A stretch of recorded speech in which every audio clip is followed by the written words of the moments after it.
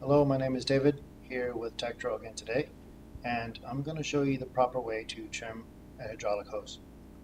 Tools needed today are the 5mm Allen wrench, 4mm Allen wrench, 3mm Allen wrench, and 7mm wrench, and you might want to use the closed end and the open end as well, T15 Torx, and alcohol solution. Included in Tektro's bleeding kit is bleeding injectors, hose cutter, piston stopper, hose retainer, compression ferrules, brass inserts, as well as mineral oil. First step, 5mm Allen wrench, remove the brake lever body from the bar. Next, let's remove the retainer bolt cover, like so. Next, let's remove the retaining bolt using an 8mm open-end wrench. Then continue opening and unscrewing the retainer bolt and be careful as fluid may spill. Before trimming, check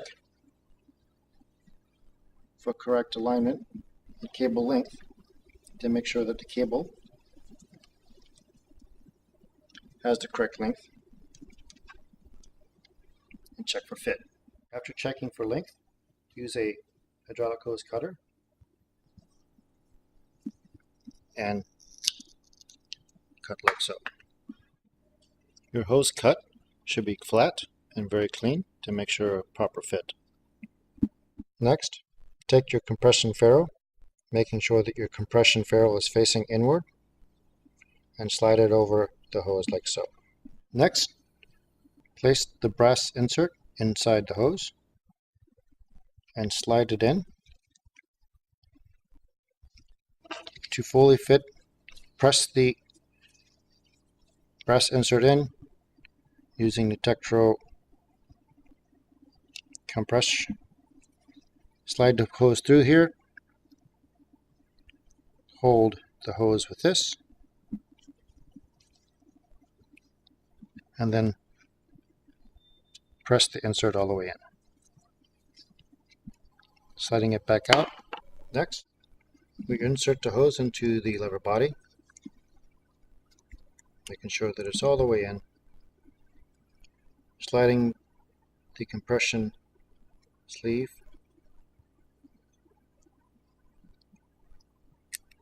then threading the compression bolt,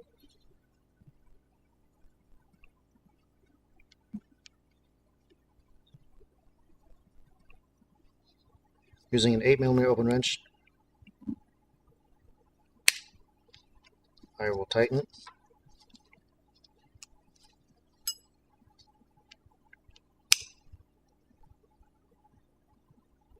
Just using it snug in like that, and I will finish by using an 8mm open-end wrench, torque wrench to 6 Newton meters.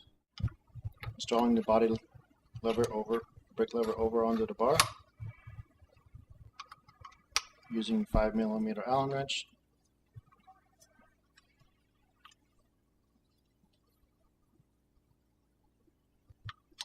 And finish by using torque wrench to 8 Newton meters. Last, making sure you slide the retaining bolt cover back over top of the bolt. After any caliper or lever change or trimming of hose, it is always recommended to re-bleed your brakes. So we're going to go through the steps of doing that today. Let's start by unbolting the caliper bolts.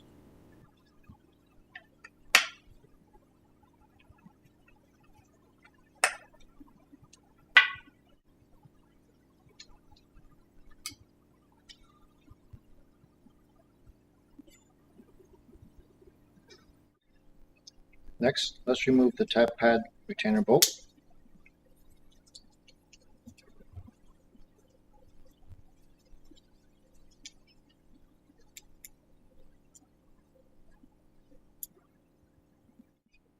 Let's remove pads, pushing them through,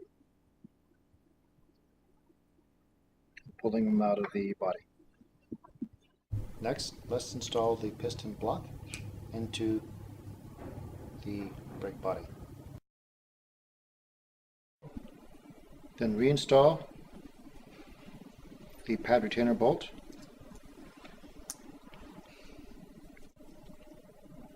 like so.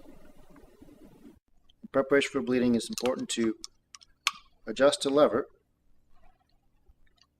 so that the reservoir tank is level to the ground or to the bike. It's necessary to do that in order to take out the bleed port and not have oil spillage. Let's connect the injector to the adapter.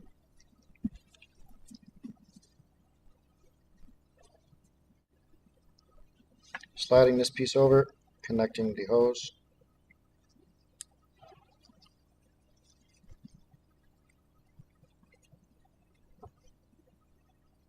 And tightening down like so. Now I'm going to fill the injector up with around 20 millimeters of mineral oil.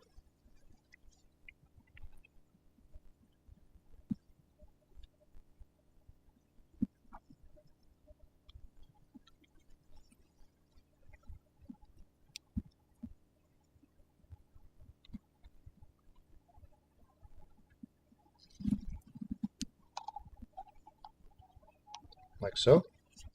Using a T15 Torx wrench, I'm going to remove the bleed port on the lever.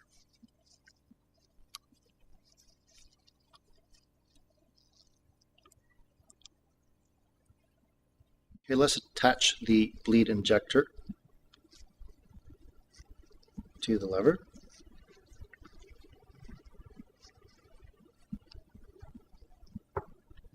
Like so. Using a T15 Torx wrench, I'm going to take out the bleed port on the caliper.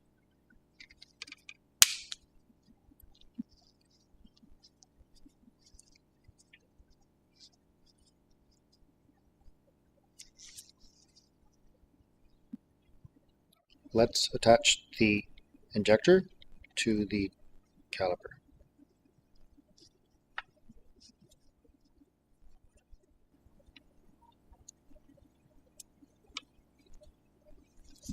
Okay, let's start the bead process.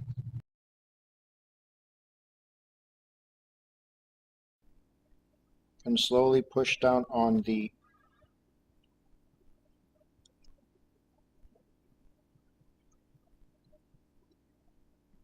checking for the bubbles coming into the system. You want to make sure you go all the way down using all the 20 mils.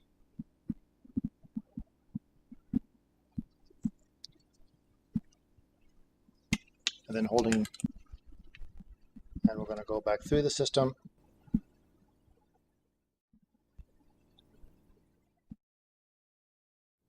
Making sure you're not pushing air back through.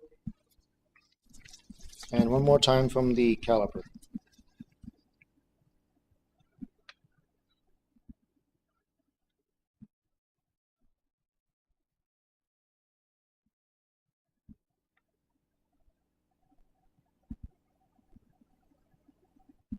Let's remove the injector attached to the caliper first.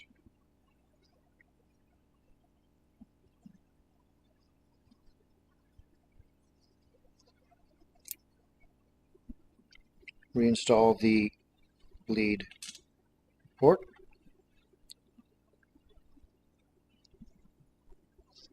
And it's recommended holding the caliper with a clean towel.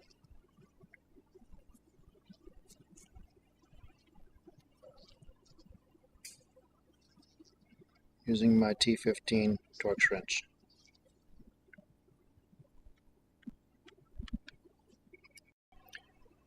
Now let's take off the injector from the lever. Before installing the bleed port, Let's check modulation to confirm that there's no bubbles left into the system, and then go ahead and reinstall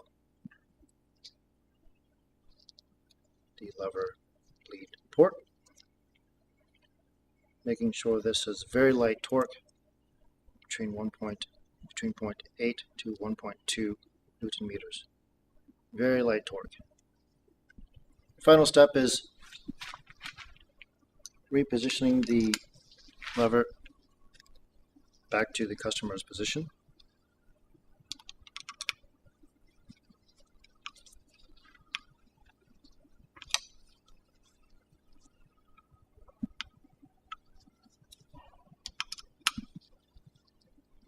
And always finish by using a torque wrench to 7 to 8 Newton meters for final torque on the lever. With alcohol solution, let's clean any remaining mineral oil on the lever and on any of the attachments all the way down.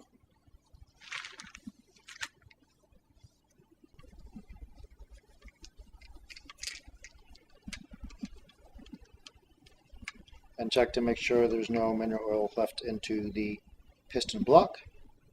Let's remove the piston block and moving piston block retainer.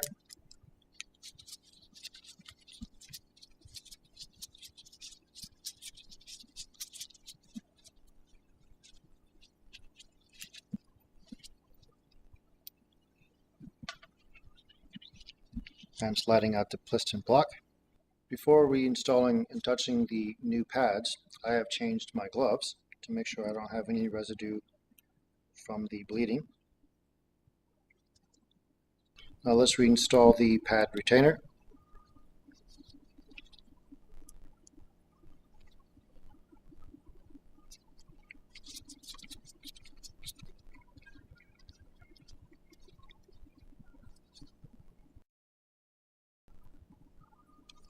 Now let's reinstall the caliper onto the fork.